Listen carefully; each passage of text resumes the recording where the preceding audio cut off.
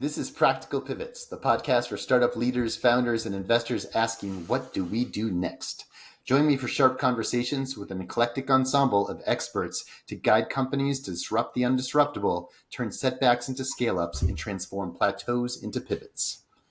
A few weeks ago, we sat down with Harry Kramer to talk about values-based leadership, the kind built on reflection, humility, and self-awareness. Today, we're taking that conversation from the whiteboard to the real world. Because let's be honest, knowing your values is one thing, living them in chaos of company building is another. Enter Derek Pilling. Derek's been a PE-backed CEO, a board chair, and a growth investor. These days, he's an executive coach helping leaders do the hard, unsexy work of aligning their decisions with their deepest values, not just the ones on the website. We'll talk about why values matter more than ever in leadership, how to discover your own unique set, and why there's no one-size-fits-all playbook for being a good leader. Just the ongoing practice of showing up as your best, most honest self. Let's get into it. Derek Pilling, welcome to Practical Pivots. Thanks, Steve. Awesome to do this with you today. Derek, you and I had a chance to have dinner with Professor Harry Kramer recently, and I know you've listened to the podcast that I did with him a few weeks ago. What stood out to you from those interactions with Professor Kramer? Yeah, my relationship and interaction with Harry goes back really to my time at Kellogg. I remember the dean there pulling Harry in to do a session with students about values-based leadership in 2002. And so it was fantastic to be able to reconnect with Harry recently. I'd say there's two things that really stood out to me, Steve, from our recent interactions and from the podcast. I think the first piece is Harry's a guy that not only has a lot to say about this, but actually walks the walk as well. If you sort of really pay attention to the story he tells about going to the retreat with his father-in-law, that was a values-based retreat, and embracing that, and how that has become an annual practice for him.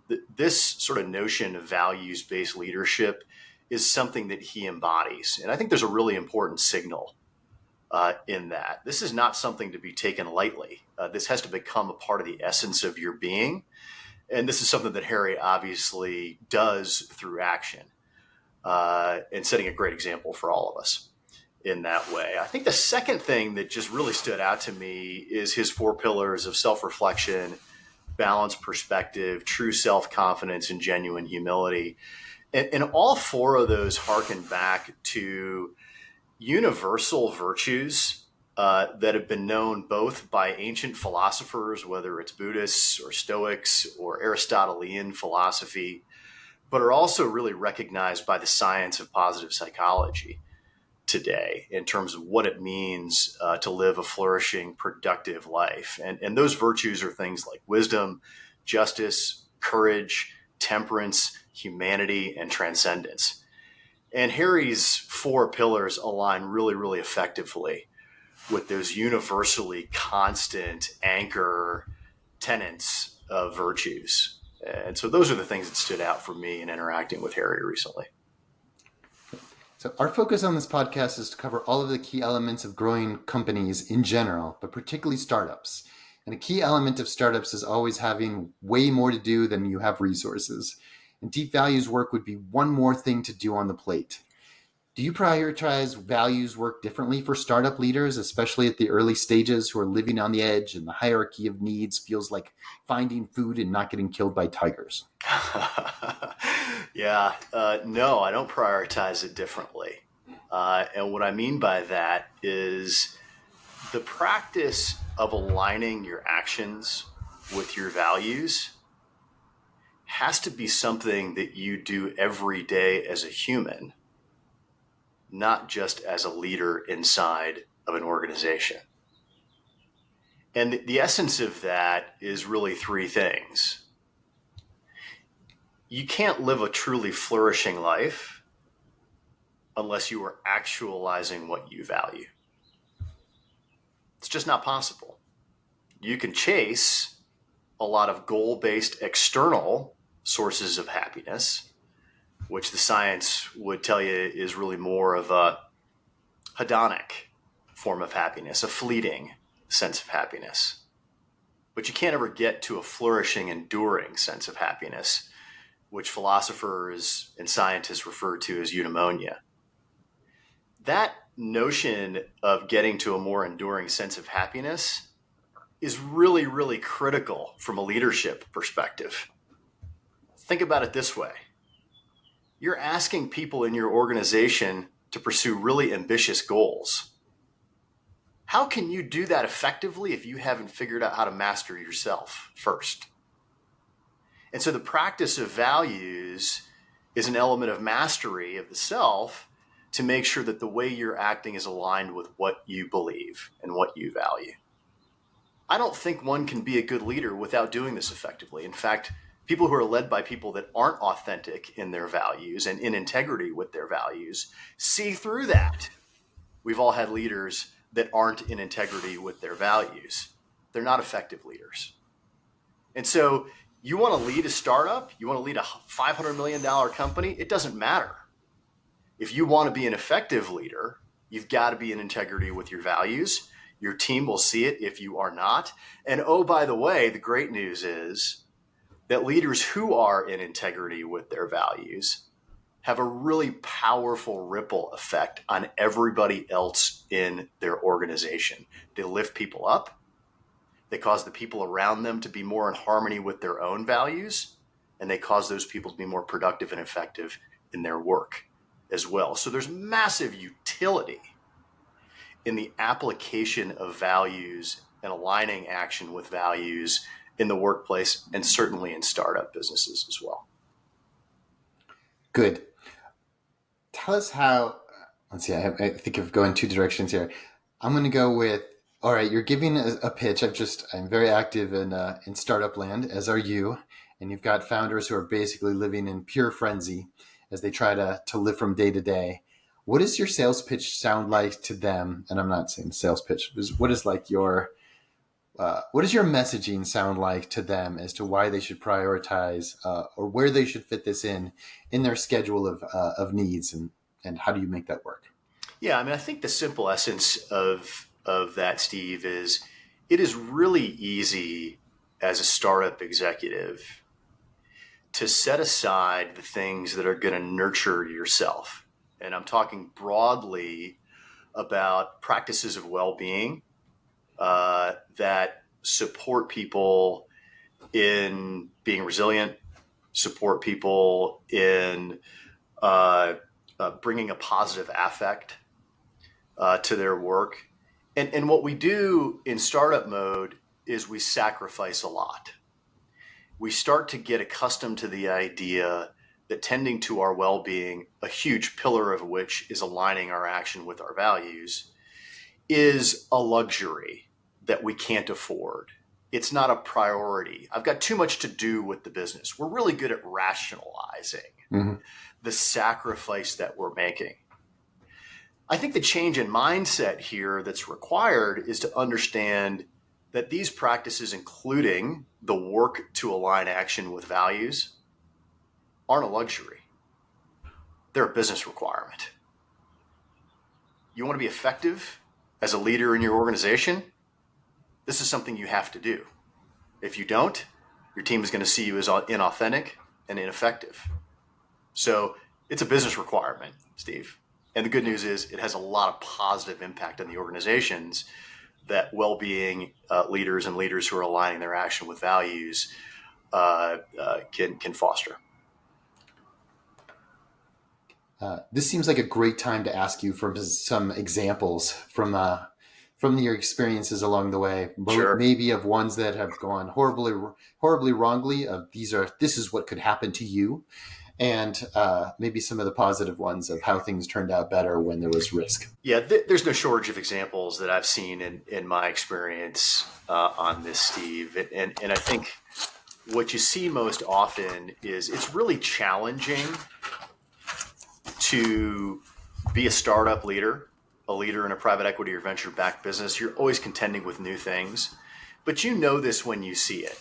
And what you see is people that are contending not only with those difficulties, but also a sense of being out of integrity with themselves.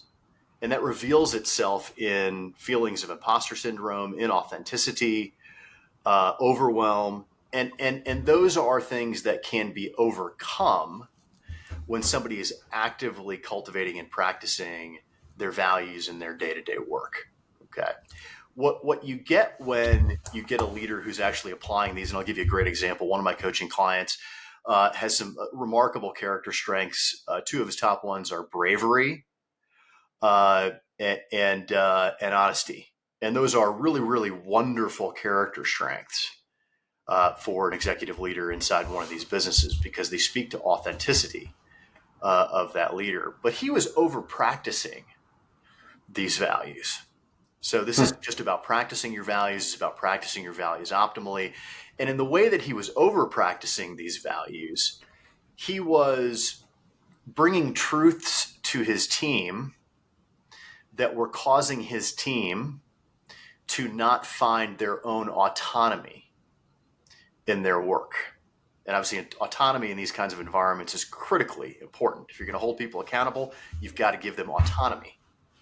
And he was overriding their autonomy by being so brave and so honest about that bravery that he was directing their work as opposed to encouraging them to find their own path forward to accomplish their goals. And so in exploring his character strengths, we actually discovered that he was over practicing a few of his strengths. We practiced and coached him up on how to tone those down to get them into an optimal zone of practice. And lo and behold, his team is responding to that in a more effective way, taking not just ownership, but also the autonomy back in their day-to-day work. Let's jump into the practical ways to apply in a second. Yeah. I would love to ask, so I've got the example of kind of working with your team, thinking it through your own, what's working for you, and then also not needing to apply empathy to that about how that's going to work with everybody else as being a critical part of the puzzle. How would this look if you're interacting with a board member? Kind of, you've done your values work, you get into a place of conflict. I would love to just have an idea of how that plays out and why you're so much more centered and that conversation goes better because you've done this work. Well, there's a potential for lots of judgment in the relationship between investors and board members and executives in private equity businesses. That judgment can be absolutely corrosive. Mm-hmm. It's really important in those interactions to be centered as the executive side to know yourself. Because what you don't want to do is you don't want to respond to that judgment in ways that aren't virtuous and aligned with the core essence of your being, because you're going to make a bad situation worse. So I think, an example is the virtue of temperance. Temperance meaning non-judgment. Temperance meaning harnessing the power of the moment between the stimuluses that you receive and the response that you give, and taking that moment to get in touch with your values so that you can respond in a way that's both effective and aligned with the essence of who you are. And what that tends to do is it diffuses the judgment that can be present in those interactions with board members who, to some degree, it's their job to judge your effectiveness. But when we're not anchored on our values, we can receive that judgment as a personal assault.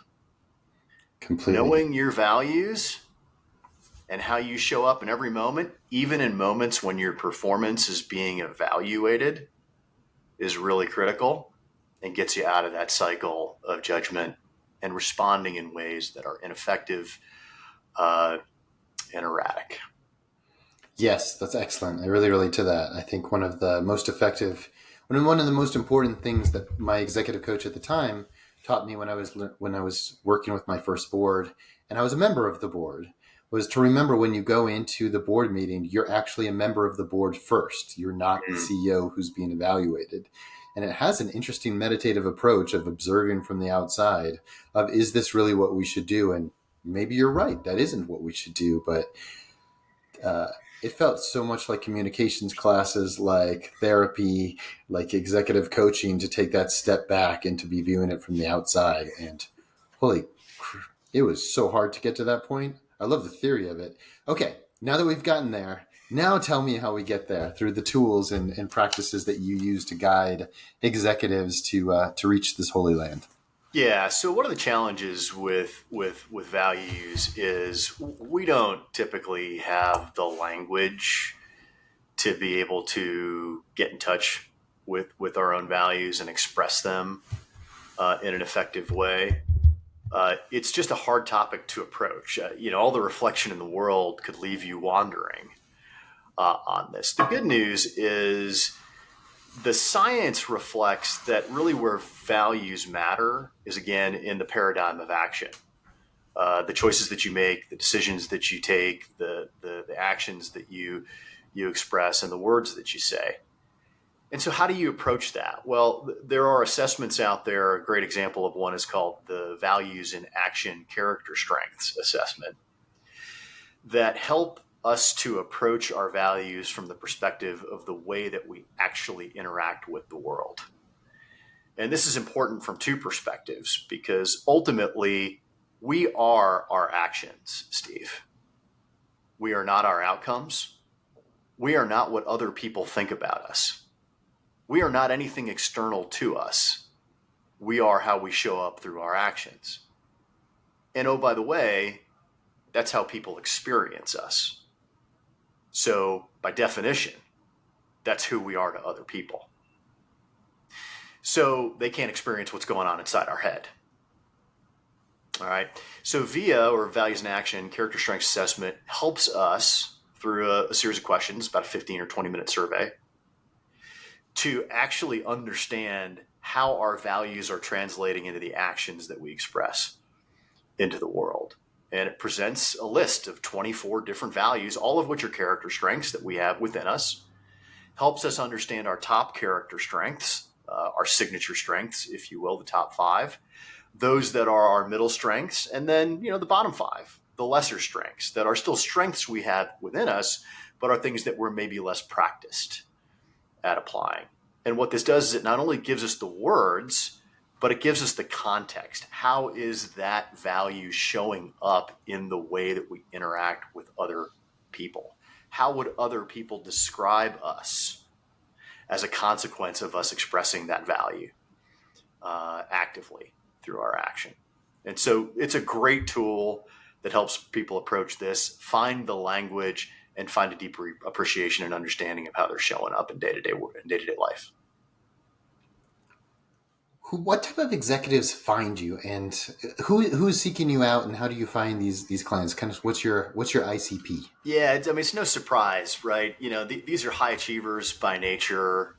Because of my lived experience being in and around the private equity and venture business, they tend to be private equity and venture capital backed executives, as well as investment practitioners in the private equity business. And so, my coaching methodology not only applies my lived experience having been in those seats, but sort of a harmonized, integrated approach that includes philosophy, but also includes the science of human performance, human flourishing, and leadership in an integrated approach. So these folks are anywhere between 35 and 55 years old.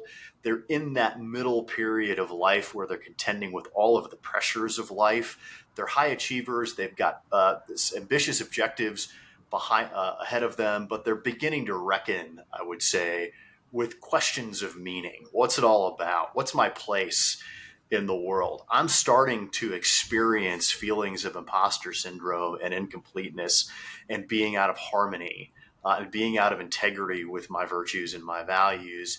How do I carry forward and continue to achieve ambitious professional goals while making sure that I'm in harmony with myself so that I can make that effort sustainable? Those are really the folks that are approaching me, and I think finding benefit in the program that I've put together. Derek, what does the research show about when leaders show up with their values aligned with their actions? Yeah, this is an emerging area of organizational leadership. And I'd say one of the most important practitioners in that area who's really digging into it is a guy named Kim Cameron. Kim is a professor at the University of Michigan. And Kim studies a lot the notion of positive leadership, an element of which is showing up in that authentic way where your actions are clearly aligning with what you value. And there's really three layers of impact to this, Steve. So the first is, as an individual leader, the science is very clear that you showing up in a way that's aligned with your character strengths, your values and action makes you a more effective leader. Now, what does that mean? Right? So what that means is people are more likely to follow you. They are more likely to be engaged with you. They're more likely to see you as authentic and conscious in the way that you're leading. And that sort of translates into the second layer of impact, which is really the ripple effect that takes place in organizations where there are individuals or an individual who's leading from that conscious sort of values-based perspective. And what happens is it has a positive ripple effect on everybody that leader interacts with. The people around that leader start behaving and finding permission structure to act in ways that are more authentic to their own values because they see their leader doing that. And that translates into a positive ripple effect of productivity and joy and satisfaction amongst everybody that leader interacts with. Now, you can imagine where this naturally goes. And what Kim's work, again, out of the University of Michigan, shows pretty clearly is that translates into actual organizational results. So organizations that have positive leaders that act in ways that are aligned with their values, they have better financial outcomes. Like the research is very clear on this. They have better EBITDA productivity. They have better customer satisfaction. They have better employee satisfaction. They have better results. And so this is not just theoretical stuff about sort of the selfish aspect of you being a better leader or a better human by showing up in a way that's aligned with your values. There's huge utility in this in terms of the actual results that organizations that have these kinds of leaders produce. And so the research is pretty clear on all that and the three layers of that impact. Can you give us some of these? We've talked about this a few times. Some of those tangible examples from your life that have really, you can see those results and you can see where those, where this work impacted the results of the individual and the company. Yeah. These examples are everywhere. We've all experienced working with leaders that are showing up in that conscious, authentic, values-oriented manner. We may not be able to put a finger on it, but I've got a very good example from my work history that I can share. I had the good fortune to shepherd a company through a very difficult financial and legal restructuring. I say good fortune because it was a remarkably positive experience from my perspective, despite the fact that it was difficult circumstances. And one of my 5 character strengths as an individual, my signature strength is perspective. Sort of the ability to zoom out and find meaning and a higher order of thinking about something in just about any circumstance, including difficult circumstances. That power of perspective in that particular situation helped ground me as I was shepherding the company through that difficult experience. But it also translated into how I was engaging in an authentic way with the rest of the organization. And it caused me to work really hard at providing the team with the context and the understanding that what they were going through was difficult, but that this was a positive developmental experience for them from a professional development point of view. And that resonated in the organization. It caused us to be able to transition through that difficult period and get to a positive outcome for all the stakeholders of the organization. It caused the employees to not flee, despite the fact that they knew that their jobs were in jeopardy. And it ended up being a positive experience because everybody approached it from the perspective of learning and development rather than from the perspective of fear. Yeah. And so that power of perspective that I showed up with is what I had to lean into heavily in order to support myself and support the organization in transitioning through that very challenging and difficult period of time. That's a personal example. I can give you another example from my coaching practice. I've got a coaching client who's in a challenging situation where he is working to practice the character strength of leadership in his organization. And leadership is, in this sort of notion, really that servant leadership attitude. He has just started sort of applying that in a more conscious and effective way. And the immediate impact on that is that his colleagues are starting to see him and interact with him differently. He is feeling more confident individually in his ability to have a positive impact inside the organization.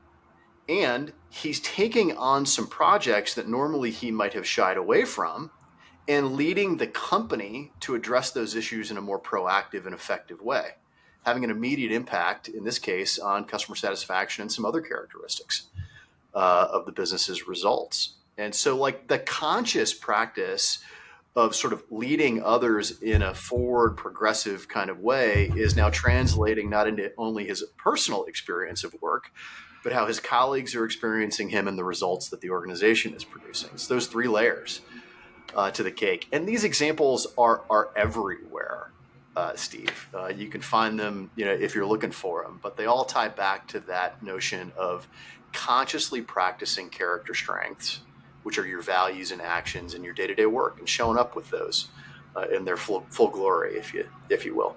Derek, we have reached the wrap-up round where my first question is, what did we forget to cover that you most wanted to cover today?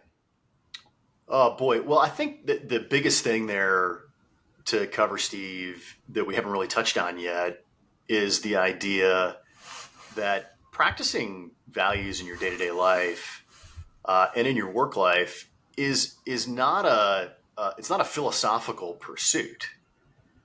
It's very much an active pursuit, and there are some very specific grounded practices that I can recommend to folks that have done the work to identify their values in terms of how they apply them to their day-to-day life. I'll give you a great example of one of those. So one of the ways to actively cultivate the application of values is to pick a day a week. It could be a Thursday. And say, on this Thursday, I have 5 different values. I'll share mine with you. Mine are perspective, humor, fairness, forgiveness, and hope. But on a Thursday, what I might do is I might choose to find 5 opportunities to practice the character strength of perspective, to be on the lookout for opportunities to practice this. Because the practice of values in action is just like anything else that you're learning to master. It takes reps. It takes at-bats. And so what you have to do is you have to create the circumstances to actually manufacture those opportunities to practice the virtue or the value in the way that you're showing up in the world. And finding a day where you pick a value to practice that particular day is a great tactical way to actually make that happen. I like that a lot. It reminds me a lot of the concept of intentional practice and how which athletes, which musicians, anything that you actually focus on practicing is not about the number of hours that you actually intentionally practice.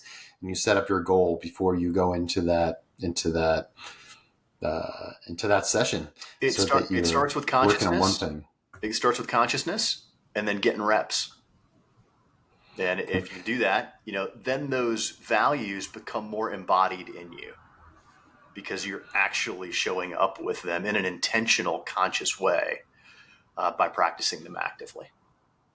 Derek, who do you follow? Who should we all be following that you follow that are helping guide you, that are bringing you wisdom, leadership, and thoughts that we could all benefit from as well? Yeah, there's a couple folks that I would absolutely recommend there. Sonia Lyubomirsky from UCal Riverside is a researcher on happiness, and part of her work is also to explore the application of well-being and happiness in the workplace.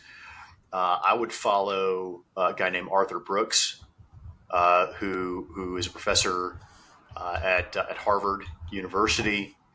There's a University of Michigan professor called Kim Cameron, who I think has done a remarkably effective job of translating the kinds of practices that we're talking about into a professional environment. His pillar of practice is what he refers to as positive leadership.